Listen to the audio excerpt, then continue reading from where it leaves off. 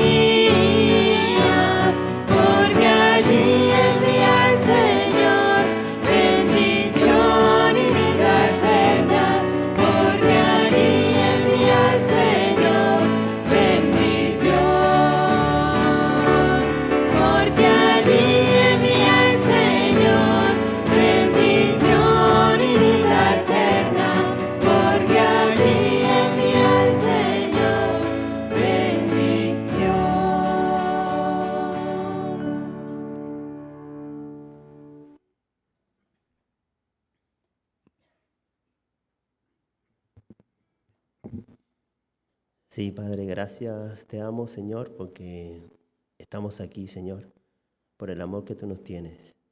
Gracias, Señor, porque ponemos delante de ti este tiempo de alabanza, Señor, para darte la honra y la gloria, Señor, que tú te mereces, Señor, y deleitarnos hoy, Señor, en tu presencia. Gracias, Padre, en el nombre de Jesús. Amén.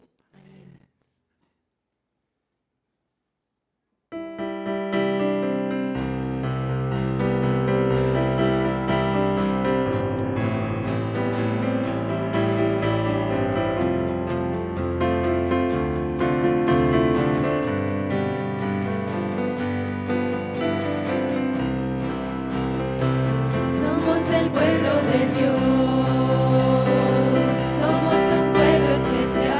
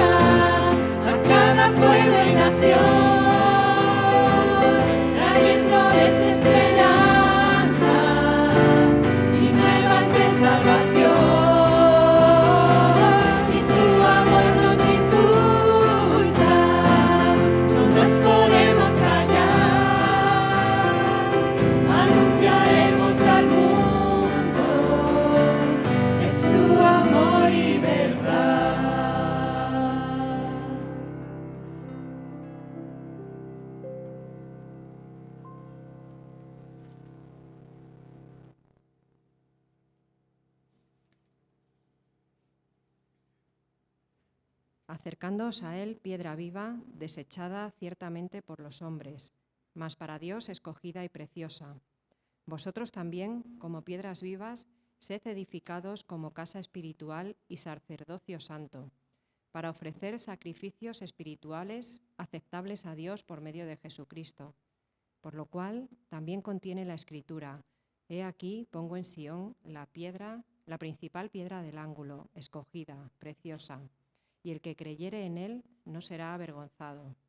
Para vosotros, pues, los que creéis, él es precioso, pero para los que no creen, la piedra que los edificadores desecharon ha venido a ser la cabeza del ángulo, y piedra de tropiezo y roca que hace caer, porque tropiezan en la palabra siendo desobedientes, a lo cual también fueron destinados.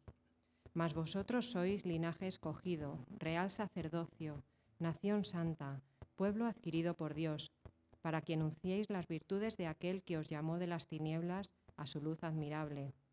Vosotros que en otro tiempo no erais pueblo, pero que ahora sois pueblo de Dios, que en otro tiempo no habíais alcanzado misericordia, pero ahora habéis alcanzado misericordia. Amén.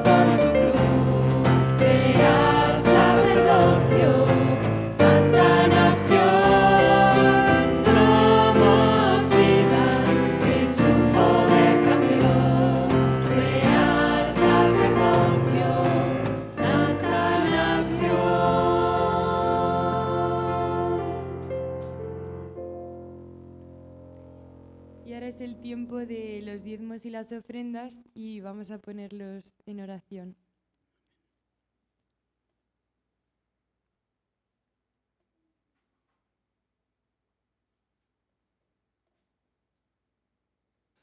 Demos gracias.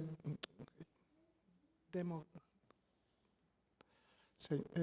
gracias a estos hermanos, Señor, y gracias, Señor, por por la iglesia de Pinto, con los hermanos, y gracias, Señor, por la familia, como los de Pinto, como la familia de Sánchez, que como tengo muchos recuerdos, como estos, como los recuerdos de Alcázar, como me ha enseñado buenos caminos, Señor, y tenemos que dar.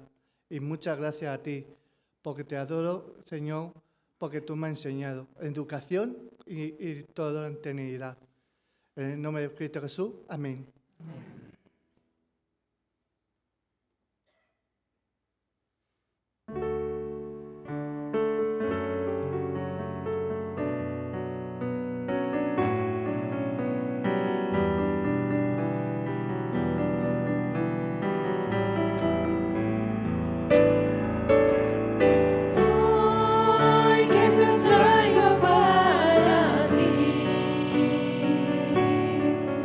Una ofrenda de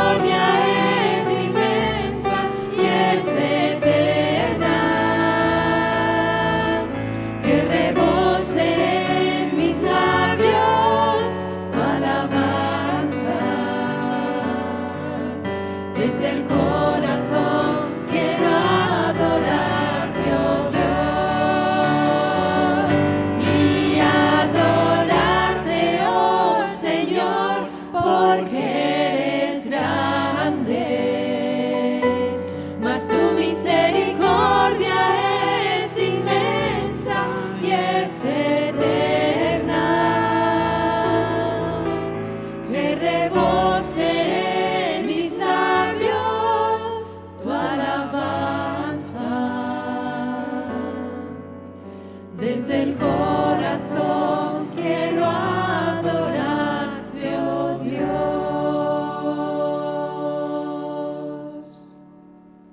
Podemos tomar asiento.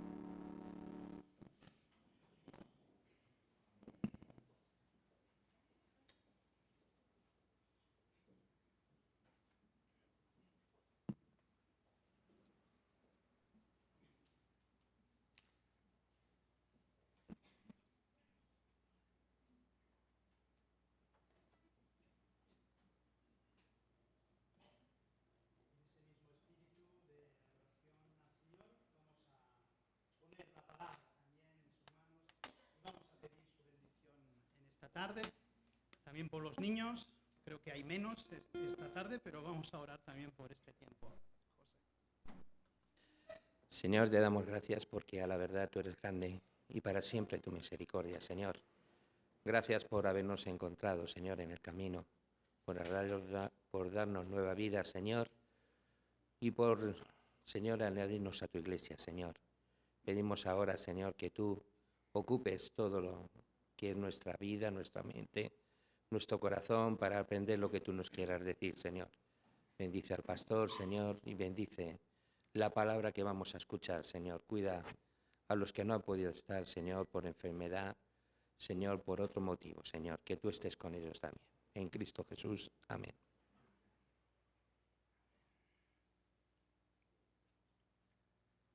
Nuestro Dios es un Dios de orden. No sé si estáis de acuerdo en esta primera afirmación del mensaje. Espero que sí. Nuestro Dios es un Dios de orden. Bueno, una lectura superficial, hermanos, de la Biblia nos da buena cuenta de ello, ¿verdad? Desde el inicio Dios creó de acuerdo a un plan detallado, a un diseño organizado, todo lo hizo según una estructura inteligente. No hay en la creación lugar para el desorden, la improvisación, la confusión o la mediocridad. Otro ejemplo, también en la historia de la salvación que nos relata la Escritura, tiene una estructura, ¿verdad? Y tiene un orden determinado desde la eternidad.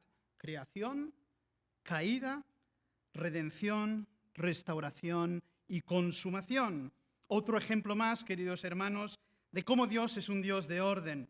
El canon bíblico, la Sagrada Escritura, observamos también un orden. Antiguo Testamento y Nuevo Testamento. Ley, historia, sabiduría, profecía, Evangelio, Hechos de los Apóstoles, Epístolas y Apocalipsis. Bueno, hace siglos, ya en otro orden, verdad secular, decía el filósofo y matemático Pitágoras, con orden y tiempo se encuentra el secreto de hacerlo todo y de hacerlo bien.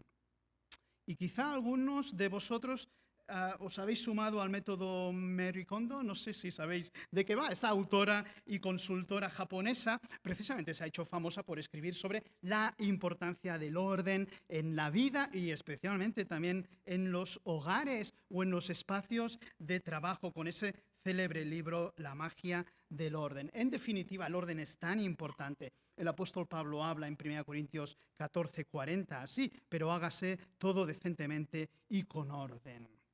Y alguien dirá, ¿dónde queremos llegar esta tarde? Bueno, pues bien, hermanos, ya llegamos. En Nehemías 7, el autor nos habla del orden, de su importancia, de su necesidad, y nos relata cómo este siervo de Dios, llamado Nehemías, hace tantos siglos, organizó con inteligencia de parte del Señor a su pueblo en ese nuevo tiempo que estaban iniciando.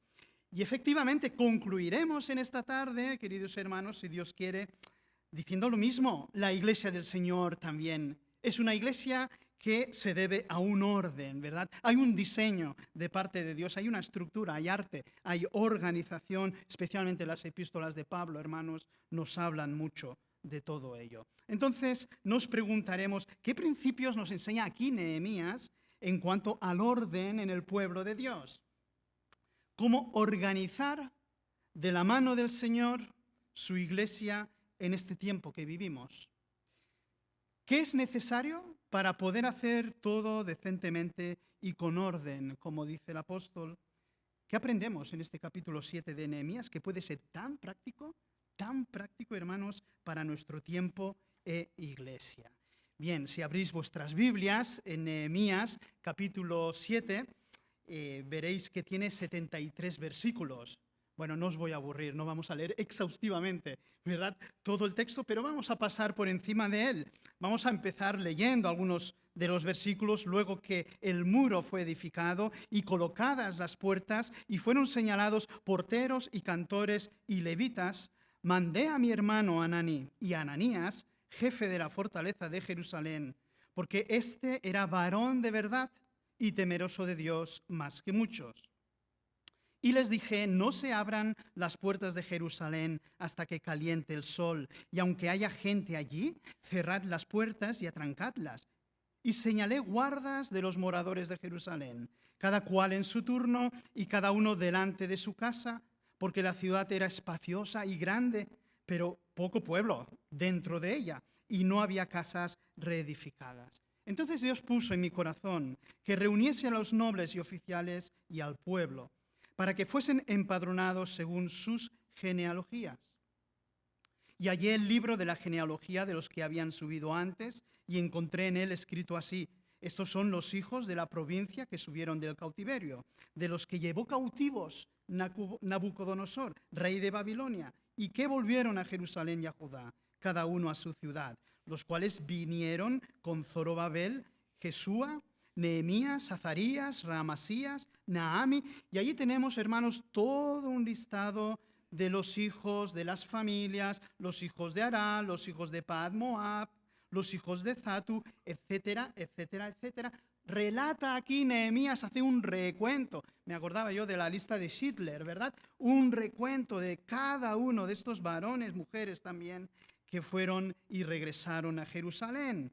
En el versículo 39 habla de cuáles eran esos. Eran sacerdotes algunos, los hijos de Jedaías, de la casa de Jesúa, 973, los hijos de Imer, 1052. Algunos eran levitas, los hijos de Jesúa, de Cadmiel, los hijos de Odavías.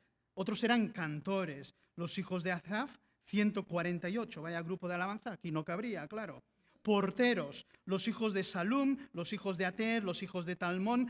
Dani Campoamor no tendría problemas para hacer una lista de porteros, ¿verdad? Sirvientes del templo, los hijos de Zija, los hijos de Asufa, los hijos de Tabaot, etcétera, etcétera. Al final de todo ello dice todos los sirvientes del templo e hijos de los siervos de Salomón, 392.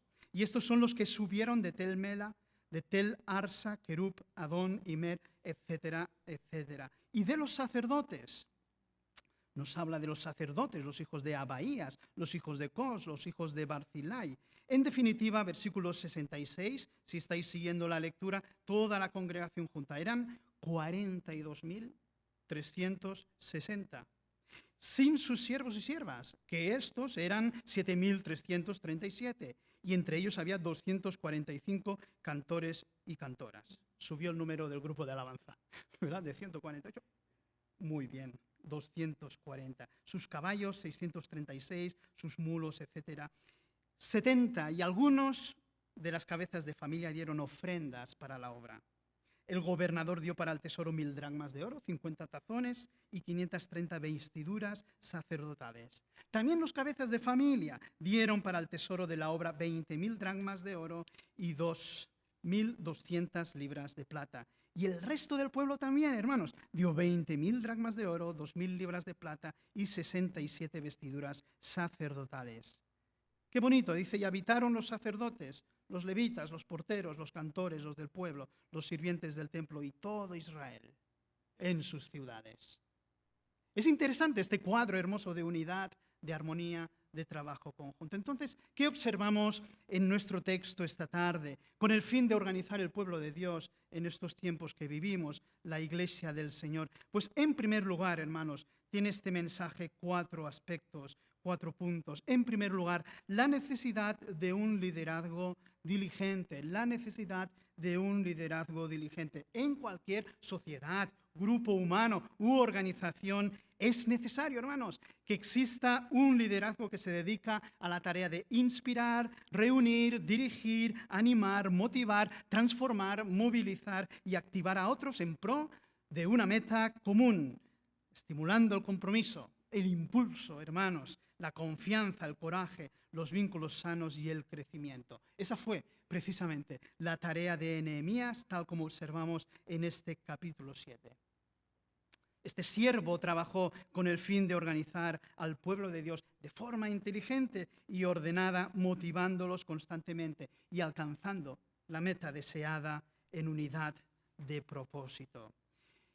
Y esto observamos en toda la Escritura, en toda la historia de la redención del pueblo de Dios, hermanos, la necesidad de líderes siervos que estén al frente motivando e impulsando en el nombre del Señor. Pensaba en muchos de ellos: Noé, Abraham, Isaac, Moisés, Débora, Gedeón, David, Esther, los profetas, etc. Ya en el Nuevo Testamento, hermanos, leemos ese gran texto, me parece excelente, el texto de Efesios 4, 11 al 13. Un texto que nos presenta, hermanos, distintas personas que son dones para la iglesia del Señor y que se dedican al servicio de la comunidad.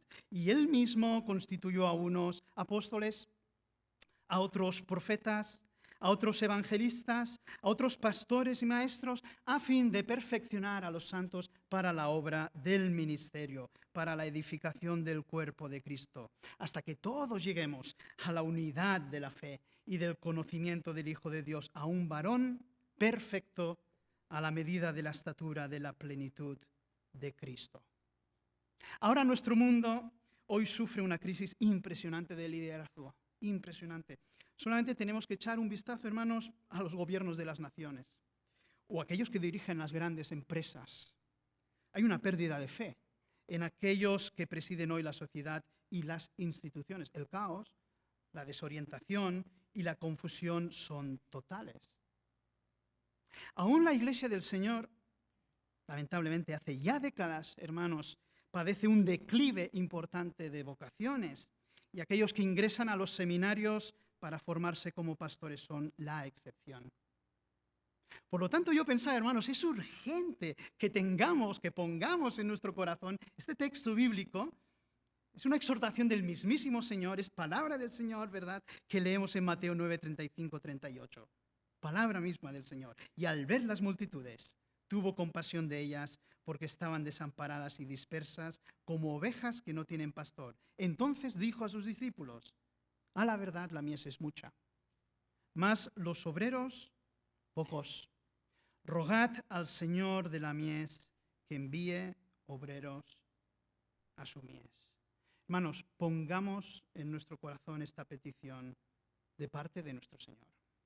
Oremos que Dios levante en esta generación nuevos dirigentes, obreros dirigentes para la Iglesia del Señor y las misiones. Es una necesidad, hermanos, irrenunciable, yo diría urgente, debe ser nuestra petición constante. Levanta, Señor, hombres y mujeres comprometidos con tu Iglesia, tu reino y misión, que puedan estar en la brecha en esta generación. Ojalá podamos orar y abundar en ello, hermanos. En segundo lugar, la necesidad de vivir en la verdad y el temor de Dios.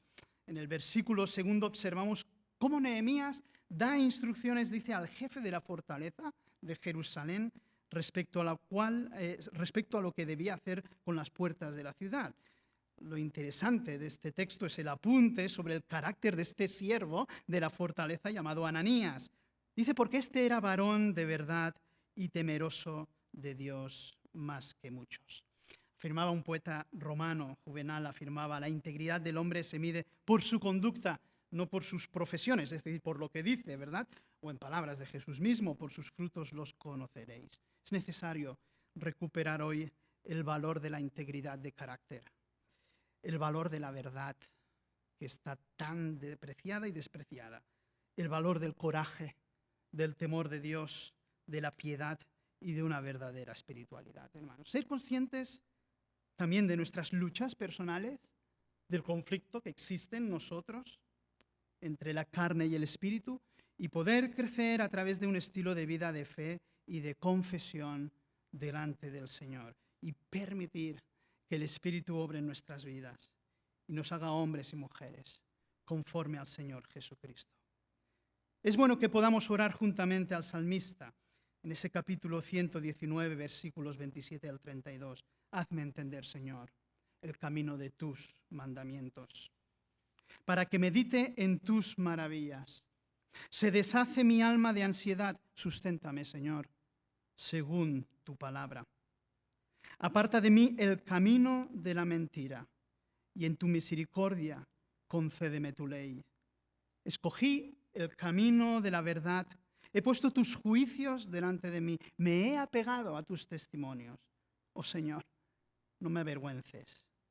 Por el camino de tus mandamientos correré cuando ensanches mi corazón. Hermanos, el Señor nos ayude a transitar en este tiempo de relativismo, de impiedad. El Señor nos ayude a transitar por ese camino de sus mandamientos. Nos ofrezca también su gracia en nuestra debilidad, su poder que nos fortalece, que podamos vivir, hermanos, en la verdad y en el temor de Dios. Ahora, en tercer lugar, hermanos, la necesidad de servir de acuerdo a los dones y al llamamiento de Dios. Esta larga lista que hemos mencionado de miembros de la comunidad judía llegadas del exilio, cada una, en esta lista, cada una de las personas es importante. Cada una de ellas ocupa su lugar en la estructura, cada una de ellas cumple su función favoreciendo al grupo. Es bien interesante, hermanos, que no hay nadie con el que no se pueda contar siempre que uno esté dispuesto a trabajar. Todos y cada uno de ellos cuentan. Todos son necesarios para alcanzar la meta de Dios. Todos deben ser responsables. Hay cantores, hay guardas de las puertas, hay sacerdotes, levitas, porteros, sirvientes del templo. Hay miles de ellos, lo hemos leído, hay miles de ellos. Todos comprometidos en unidad de propósito para formar el pueblo de Dios que le adora como su Rey y Señor.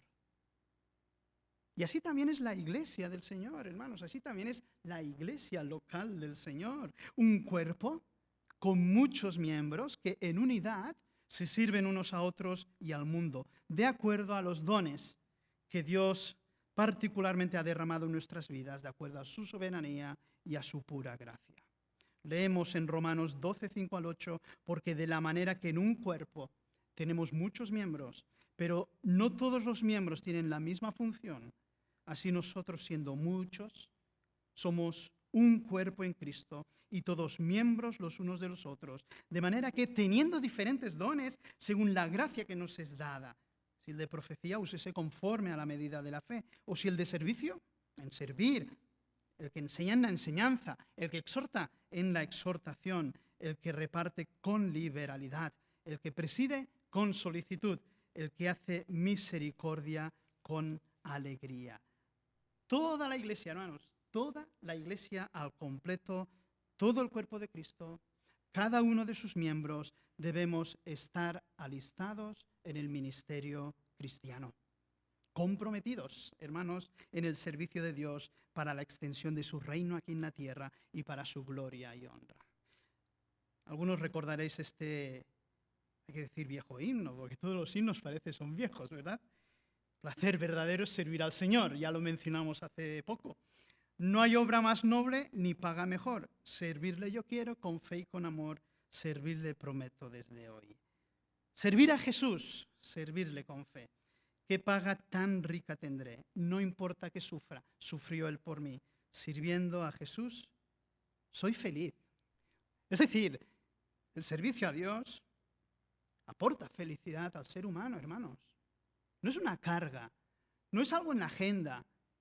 Es un camino incluso de alegría, de gozo y de felicidad. Ojalá el Señor ponga, hermanos, ese espíritu, ese ánimo en cada corazón creyente. La necesidad de servir con fidelidad de acuerdo a los dones y al llamamiento de Dios.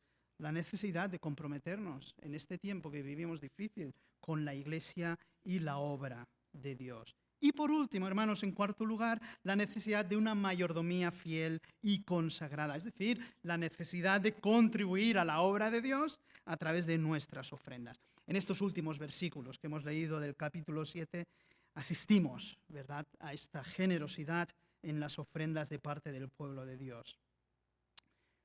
Y así hemos leído, algunos de las cabezas de las familias dieron ofrendas para la obra.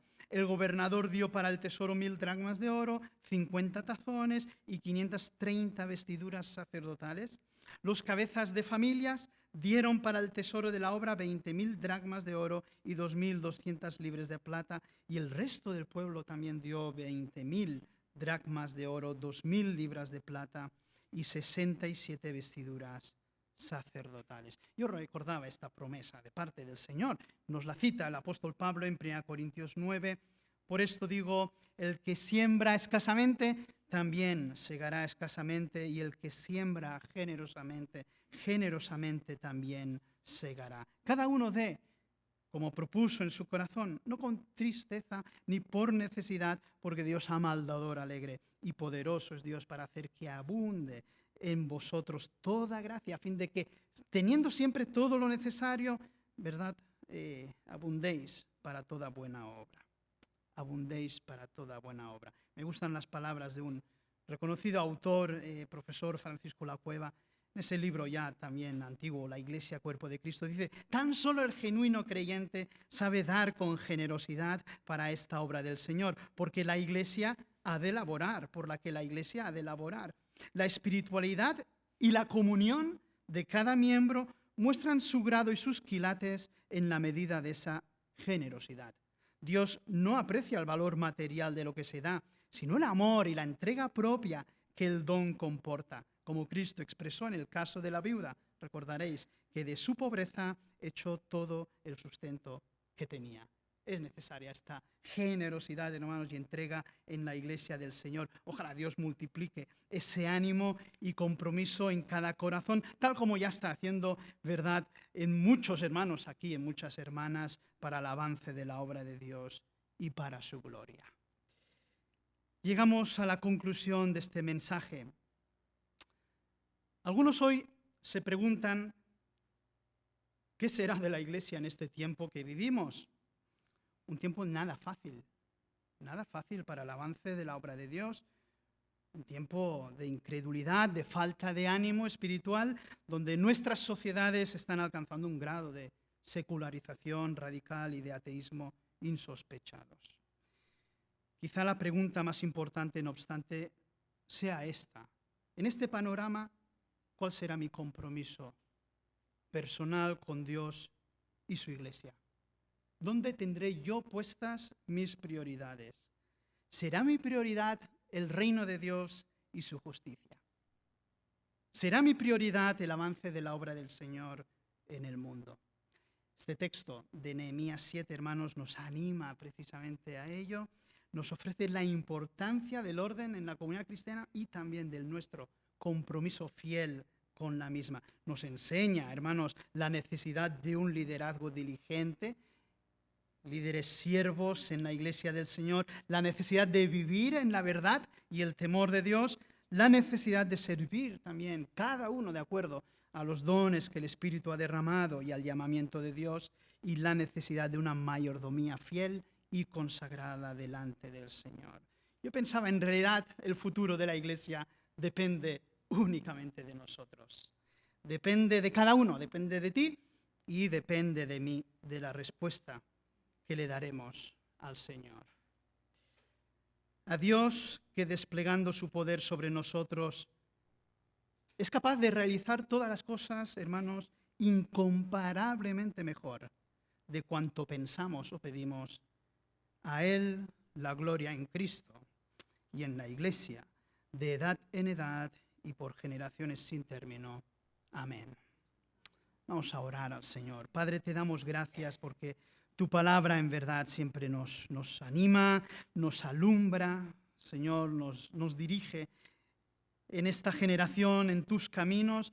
Señor, ayúdanos a tener delante de nosotros la importancia de tu pueblo, sopesar la importancia de la iglesia que tú has formado, Señor. Esa novia tuya, Señor, que un día desposarás y estaremos ya en la gloria perfecta, alabándote por los siglos. Mientras tanto, en este mundo, Señor, ayúdanos a crecer en ti. Ayúdanos a comprometernos con tu obra, la extensión de tu reino. Señor, gracias por lo que ya has hecho en nuestras vidas. Porque antes estábamos ajenos, sin mundo, en el mundo, sin Dios, sin esperanza, en soledad, pero nos has formado en Cristo y nos has hecho parte de tu pueblo, de esta familia hermosa de Dios. Señor, ayúdanos, danos compromiso, Señor, pon en nuestro corazón ese deseo de abundar más y más, todos unidos para tu gloria y honra. Amén. Amén, hermanos. Pues vamos a entonar un himno que dice: yo quiero trabajar para el Señor. Algunos lo habréis cantado, pero hace muchos años, ¿verdad?